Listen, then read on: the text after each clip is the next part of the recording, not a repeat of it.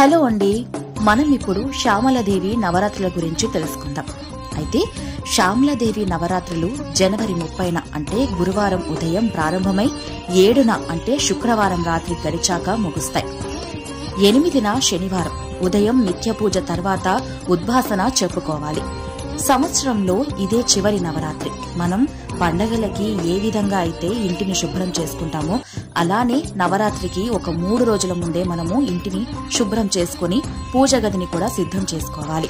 ఇక నవరాత్రి రోజు అంటే ఈ నెల జనవరి 30న ఉదయం 4:30 నుంచి 8:50 లోపు అమ్మకి ప్రాణప్రతిష్ఠ చేసుకుని కలశ స్థాపన చేసుకోవచ్చు. శ్రవణ నక్షత్రం ఉంటుంది. వెంకటేశ్వర స్వామి వారి నక్షత్రం చాలా విశేషమైనది కాబట్టి మనం ఆ సమయాల్లో చేసుకోవచ్చు. మీకు దేవి నవరాత్రులు చేసే అలవాటు ఉంటే అదే విధంగా మనం ఈ నవరాత్రులు కూడా జరుపుకోవచ్చు. పీట వేసుకుని ఎర్రని రవిక పరుచుకుని ముగ్గు పెట్టి కొన్ని బియ్యం పోసి శ్యామలమ్మ చిత్రపటం ఉంటే పెట్టుకుంటారు. లేదు అంటే లలితాదేవిని కూడా పెట్టుకోవచ్చు. ఇంకా లేదు అనుకుంటే ఇంట్లో ఏ అమ్మవారి ఫోటో ఉంటే ఆ అమ్మవారి ఫోటోని పెట్టుకుని కూడా పూజ చేసుకోవచ్చు. అది కూడా కుదరని వాళ్ళు మీరు నిత్యం వెలిగించే దీపం ఉంటుంది కదా, అందులో కూడా అమ్మని పిలుచుకొని పూజ చేసుకోవచ్చు. నియమాలు పాటించాలి. 9 రోజులు మాంసాన్ని అస్సలు తినకూడదు. బ్రహ్మచర్యం ఖచ్చితంగా పాటించాలి. ఏమి చేయలేని వాళ్ళు నిత్య పూజలా కూడా నిష్టగా చేసుకోవచ్చు. నిష్టగా నవరాత్రులు చేసుకోవాలని అనుకుంటున్న వారు కలశాన్ని అఖండ జ్యోతిని కూడా పెట్టుకోవచ్చు. ప్రతిరోజు కూడా మర్చిపోకుండా అమ్మకి ఉదయం పూజలో నైవేద్యం కింద పెరుగు పెట్టాలి. ఆ పెరుగు పైన తేనె వేసి నివేదన చేయాలి. ఆ తర్వాత ఆ నైవేద్యాన్ని మీరు మీ పిల్లలకి ఇంట్లో వాళ్ళకి పెట్టేయచ్చు. పడుకునే ముందు పెరుగు తోడు పెట్టుకుని ఉదయమే అమ్మకి నైవేద్యంగా పెట్టుకోవాలి. పెరుగు మీద తేనె వేయడం ఇష్టం లేకపోతే తమలపాకు మీద తేనె వేసి నివేదన చేసుకోవచ్చు. తేనె మీ పిల్లలకి తినిపించడం వల్ల జ్ఞానం అనేది వృద్ధి చెందుతుంది. కాబట్టి ఈ 9 రోజులు మర్చిపోకుండా అమ్మకి తేనె నివేదన చేసి పిల్లలకి పెట్టండి. అదేవిధంగా విద్యకు సంబంధించి పంచమి అంటే అమ్మకి చాలా ఇష్టమైనది. అంటే ఫిబ్రవరి 3న సోమవారం రావడం జరిగింది.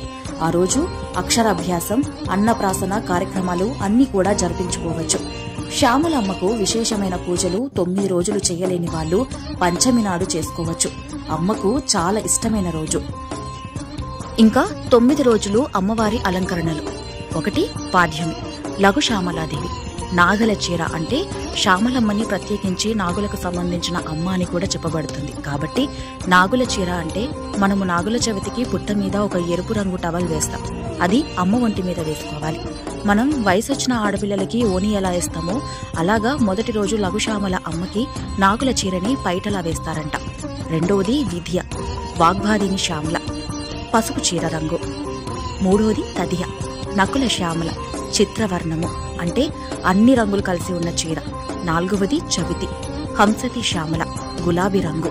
5వది పంచమి, సర్వసిద్ధి మాతాంగి. ఆ రోజు అమ్మ సరస్వతీదేవిగా పూజలు అందుకుంటుంది. తెలుపు రంగు చీర. 6వది షష్ఠి, వ్యాస మాతంగి, ఇంద్రనీలం.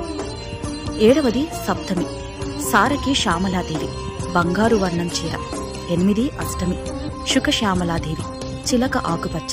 9 నవమి, రాజమాతాంగి, రాజశ్యామల అని కూడా అంటారు, ఎరువ రంగు చీర. ఇక చదువుకోవాల్సిన విషయానికి వస్తే చాలా మంది తప్పులు చదువుతూ ఉంటారు. అయితే తప్పులు చదవాల్సిన అవసరం లేదు. మనకి వచ్చిన నామాన్ని 108 సార్లు చదువుకుంటే సరిపోతుంది.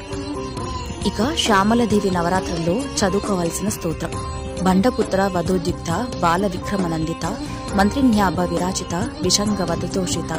ఈ నామాన్ని 108 సార్లు చదువుకోండి. కుంకుమ పూజ చేసుకుంటూ చదువుకోవచ్చు, లేదా పుష్పార్చన చేసుకుంటూ కూడా చదువుకోవచ్చు. నవరాత్రి అమ్మకి చక్కగా పెరుగు తేనెను నివేదన చేసి లలితా సహస్రనామంలో అమ్మ నామాన్ని 108 సార్లు చదువుకొని అమ్మవి 16 నామాల్ని కూడా చదువుకుంటే సరిపోతుంది. తప్పకుండా ప్రతి ఒక్కరు కూడా చాలా సంతోషంగా మీకున్న దాంట్లో అమ్మని ఆరాధించండి. ముఖ్యమైన విషయం ఏంటంటే ఎప్పుడైనా సరే భగవంతుడి దగ్గర అప్పు చేసి పూజ చేయకూడదు. మనకున్న దాంట్లోనే సంతోషంగా పూజించుకోవాలి. ముఖ్యంగా ఆడవాళ్లు అమ్మని ఎక్కువ ఆరాధించండి. ఆమె మహాప్రీతి చెందుతుంది. మీ కుటుంబాన్ని కంటికి రెప్పలా చూసుకుంటుంది.